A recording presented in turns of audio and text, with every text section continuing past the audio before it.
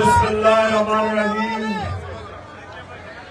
ایاک نعبد و ایاک نستعین.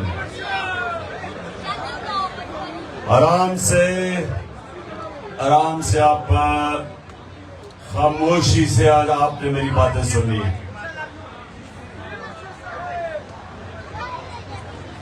آج باہر بھی ہمارے جو ٹائیگر آئے ہوئے ہیں وہ بھی آج اسکرین کے ذریعے یہ بات سن رہے ہیں، تو ان کو بھی میں ساروں کو خوش آمدید کہتا ہوں. اچھا، نجم نے نعتیں پڑھی آپ کے لیے. نعتوں کا مقصد کیا ہے؟ ہر چیز کا مقصد ہوتا ہے. نعت کا مقصد ہوتا ہے کہ آپ کا جو عشق ہے اور جو پیار ہے ہمارے نبی صلی اللہ علیہ وسلم، وہ آپ کے دلوں میں چلا جائے. کیونکہ مسلمان تو ہو ہی نہیں سکتا جب تک وہ اپنے نبی سے پیار نہ کرے. اور اس کی وجہ کیا ہے؟ کیونکہ ہمارے نبی کا سب سے بڑا ہمارے پر کرم یہ تھا کہ وہ اللہ کی کتاب ہمارے تک لے کے آئے، جو ہمیشہ کے لیے ہمیں وہ سیدھا راستہ دکھانے کے لیے اللہ نے ہمیں کتاب بھیجی. اور ہم اس کا جتنا بھی اپنے نبی کا شکر ادا کریں وہ کم ہے، کیونکہ ان کے ذریعے یہ کتاب ہمارے پاس پہنچی. تو یہ نوجوانوں غور سے بات میری سن لیں. آپ کو نبی صلی اللہ علیہ وسلم کی زندگی کو پوری طرح پڑھنا چاہیے، جب سے وہ پیدا ہوئے اور جب سے وہ دنیا سے گئے. کیونکہ اگر آپ نے ایک عظیم انسان بننا ہے تو ان کے راستے پہ چلنا سیکھو. کیونکہ دنیا کی تاریخ میں کبھی کوئی ایسا انسان نہ آیا نہ آ سکتا. کسی انسان کی وہ اچیومنٹ نہیں ہے. اگر آپ مسلمان نہیں بھی ہیں تو دنیا کی تاریخ میں کسی انسان نے وہ اچیو نہیں کیا جو انہوں نے کیا. تو جب آپ ان کی زندگی پڑھیں گے تو ان کی زندگی سے آپ سیکھیں گے. سب سے بڑی بات کہ ابھی نبوت سے پہلے ان کو سارے مکہ کے لوگ کیسے جانتے تھے؟ صادق اور امین، سچا اور امانت دار، انصاف کرنے والا. یہ دو صفتیں یاد رکھنا کہ اگر آپ نے دنیا میں عزت کمانی ہے تو یہ دو صفتیں ہونی چاہیے: سچائی اور انصاف کرنے والی. اچھا، اب دوسری چیز، شاباش بچوں کی بھی آج ان کی بھی میں نے ٹریننگ کروا لی. اب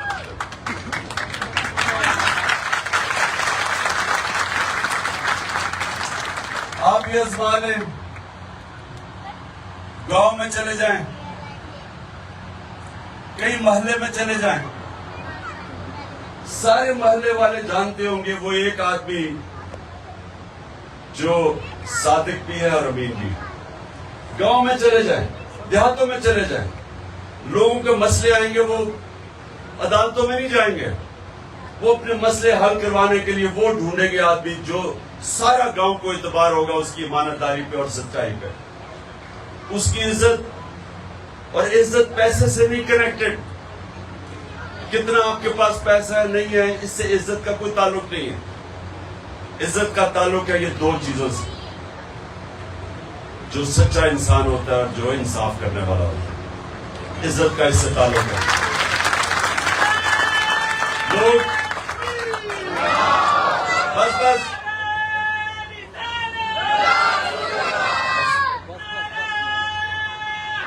یا جی، اب سنو میری بات. دیکھیں میرے پاس اب رہ گئے ہیں 15 منٹ. کتنے منٹ؟ 15 منٹ ہے.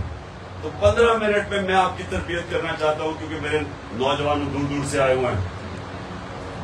تو میں یہ چاہتا ہوں کہ آپ سب لیڈر بنیں. اللہ نے ہمیں سب کو اتنی صلاحیت دی ہے. جب اس نے ہمیں سب سے عظیم مخلوق بنایا, اشرف المخلوقات, تو ہم سب لیڈر بن سکتے ہیں. لیکن لیڈر بننے کے لیے وہ کیا کیریکٹرسٹک چاہیے, وہ کیا آپ کا کردار کیسا ہونا چاہیے. وہ کردار جیسے ہی آپ نبی صلی اللہ علیہ وسلم کی زندگی پڑھیں گے تو آپ کو سمجھ آ جائے گی کہ کیریکٹر کیا ہونا چاہیے. سب سے پہلے تو صادق, سچا اور امانتدار. اس کے بعد دلیر آدمی. کبھی بزدل آدمی لیڈر نہیں بن سکتا.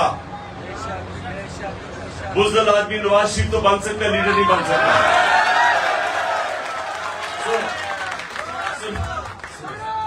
سنے میں نے اس کا نام نہیں لینا تھا. میں صرف آپ کو مثال دے رہا تھا کہ دلیر اور بزدلی میں کیا فرق ہے. اتنا سا پریشر پڑتا تو سیدھا ملک سے باہر بھاگ جاتے ہیں. اس لیے سنیں, تو یہ آپ نے بات سمجھ لی. دلیری کدھر سے آتی ہے؟ دلیری کدھر سے آتی ہے؟ نا نا نا نا نا نا. عمران خان کو بھی کدھر سے آئی تھی دلیری؟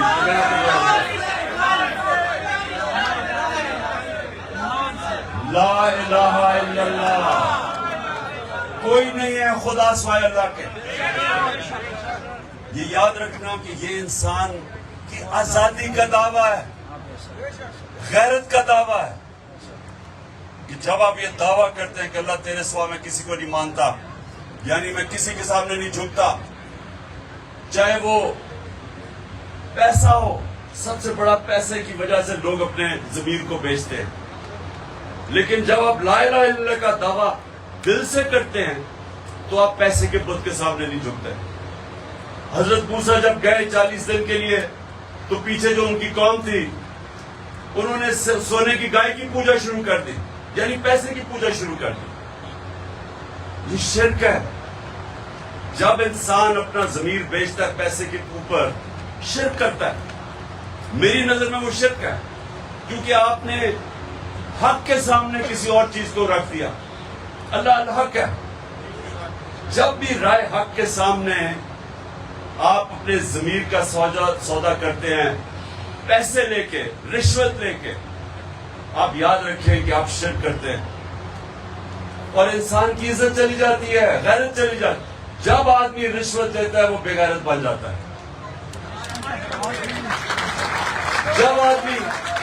جب آدمی جھوٹ بولتا ہے, اب جھوٹ آپ کا اگر پکڑا جائے کہ میری لندن تو چھوڑو پاکستان میں کوئی پراپرٹی نہیں ہے, تو غیرت مند لوگ نہیں کرتے جھوٹ, کیونکہ ان کو اپنی عزت کی فکر ہوتی ہے, غیرت کی فکر ہوتی ہے. تو لا الہ الا اللہ غیرت دیتا ہے اور غیرت انسان کو باقی انسانوں سے اوپر لے جاتا ہے. میں ایک لوگوں کو مثال دیتا ہوں. میرا گھر بننا تھا, دوپہر کی گرمی تھی, جولائی کے دن تھے, 20 سال کی بات ہے. جولائی میں وہ گرمی بھی تھی, ہبس بھی تھی. تو میں دیکھا سارے جو مزدور, میں دیکھ رہا تھا اپنا گھر, تو میں دیکھ رہا مزدور بیچارے تھک کے کوئی درخت کے نیچے بیٹھ جاتا تھا, تھک جاتے تھے. ایک آدمی نوجوان گرمی کے اندر وہ مسلسل کام کرتا گیا. جب کام ختم ہوا میں نے اسے کہا, میں تمہیں انعام دینا چاہتا ہوں. میں نے اسے پیسے پکڑائے. اب یہ دیکھیں, مزدوری کرنے والا نوجوان, اس سے مجھے پیسے واپس پکڑا دیے, ہاتھی چکر, پیسے واپس پکڑا دیے. کہتا کہ جی جس کے لیے میں مزدوری کر رہا تھا اس کی مجھے تنخواہ ملتی ہے, مجھے آپ کا پیسہ نہیں چاہیے. اب یہ مزدور ہے. اب سوچیں کہ میرے اندر اس کی عزت کتنی گئی, مزدور کی عزت میرے دل میں گئی. جو پیسہ آپ کو عزت نہیں دیتا, آپ جب اپنی عزت کرواتے ہیں دنیا آپ کی عزت کرتی ہے. کبھی کسی انسان جو اپنی عزت نہیں کرتا دنیا اس کی عزت نہیں کرتی. اور بدقسمتی سے ہمارا ملک, ہم جب جا کے دوسروں سے پیسے مانگتے ہیں تو قوم کی عزت نہیں ہوتی. اس لیے انشاءاللہ موقع ملے گا, ہم نے ملک کو اپنے پیر پہ کھڑا کرنا ہے انشاءاللہ. اچھا اب آگے چلے. اب یہ دیکھیں کہ جب نبوت ملتی ہے تو ان کو کتنے مشکل وقت سے گزرنا پڑتا ہے. جہاں تک میں نے تاریخ میں پڑھا 40 مسلمان ہوئے 10 سالوں میں. سنیں ذرا, 40 لوگ صرف 10 سالوں میں مسلمان ہوئے, اور ان کو ہر قسم کی مشکل کا سامنا کرنا پڑا. اب سوال ہمیں یہ پوچھتے ہیں اپنے آپ سے کہ جس کو قرآن میں اللہ اپنا حبیب کہتا ہے, جس سے اللہ پیار کرتا ہے, اس کو اللہ نے مشکل وقت سے کیوں گزارا؟ پہلے سال ہی دے دیتے مدینہ کی ریاست, کیوں 13 سال مشکل وقت سے گزارا؟ اس سے ہم کیا سمجھتے ہیں کہ مشکلیں جب انسان پہ پڑتی ہیں تو ہمیں ڈرنا نہیں چاہیے. مشکلیں انسان کو مضبوط کرتی ہیں, آپ کو طاقت دیتی ہیں. جب آپ اپنے بازو کے اوپر بھار رکھتے ہیں تو آپ کا بازو مضبوط ہو جاتا ہے, کمزور نہیں ہوتا. بازو کو استعمال نہ کرو وہ کمزور ہو جاتا ہے. اللہ نے انسان کو ایسا بنایا تو انہوں نے ہمیں ہمیشہ کے لیے بتایا کہ جب ہمارا نبی صلی اللہ علیہ وسلم اپنے حبیب کو مشکل وقت سے گزارا تو ہم سب کو بتا رہے ہیں کہ مشکلوں سے ہمیں ڈرنا نہیں چاہیے, کیونکہ جب جتنی مشکلیں پڑتی گئیں میرے نبی اور ان کے حبیب, ان کے جو ساتھی تھے وہ تکڑے ہوتے گئے, نظریہ ان کا پختہ ہوتا گیا, کہ چھوڑ کے بھی چلے گئے, لیکن جو ان کے ساتھ بچ گئے وہ ایسے مضبوط نظریاتی لوگ تھے کہ انہوں نے دنیا کی تاریخ کا سب سے بڑا انقلاب لے کے آیا. تو وہ مشکل وقت سے گزر کے ہی ان کا نظریہ بھی پختہ ہوا, ایمان تکڑا ہوا, اور ان ایمان والے لوگوں نے دنیا کی تاریخ بدل دی.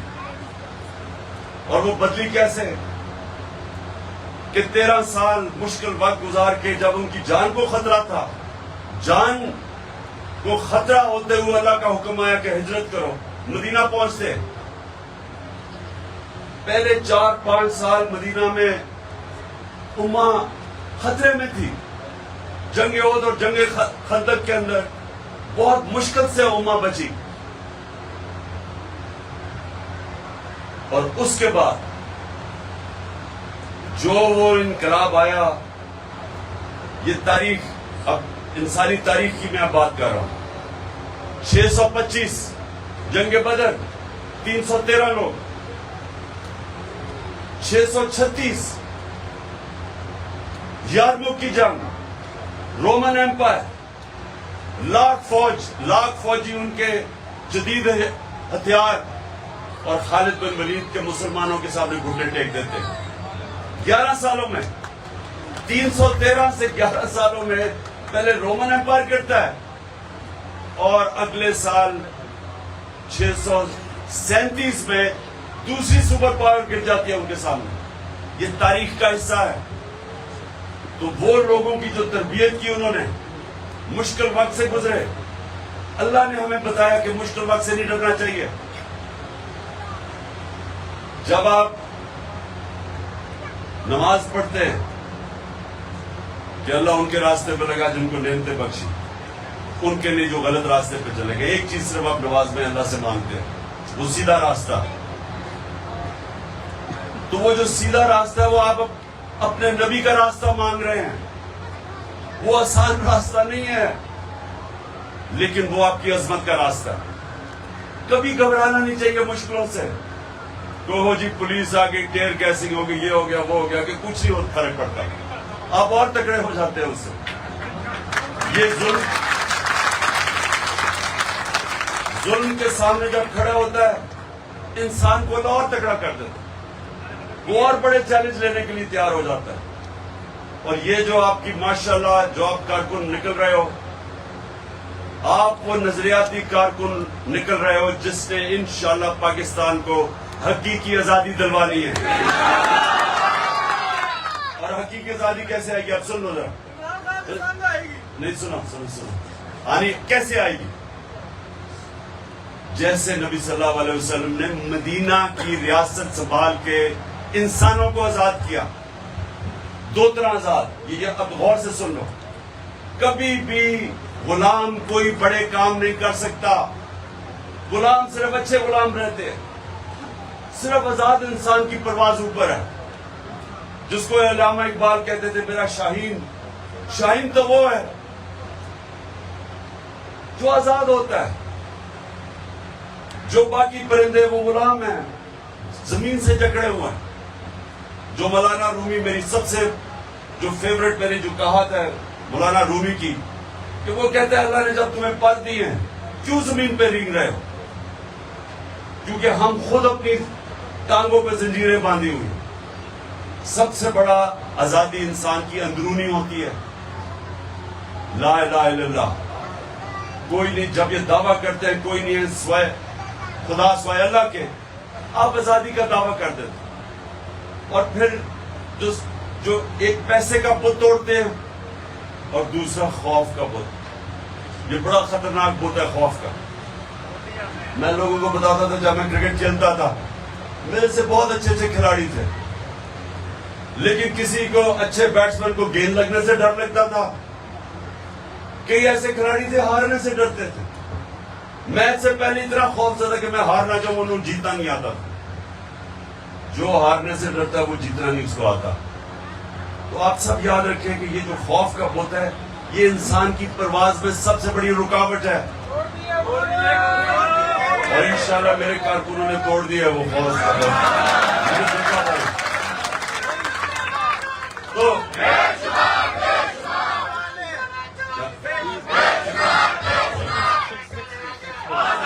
6 منٹ جی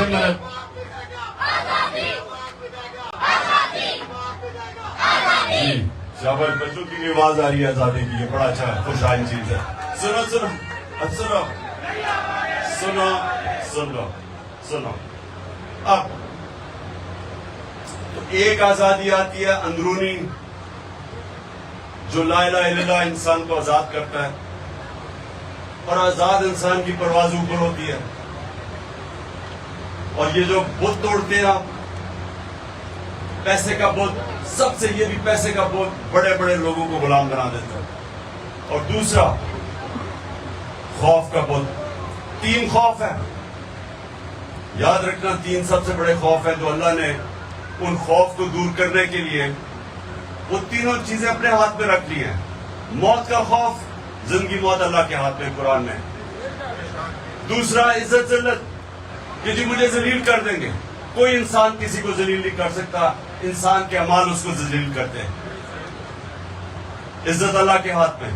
اور تیسرا رزق, یہ بھی بہت بڑا بت ہے.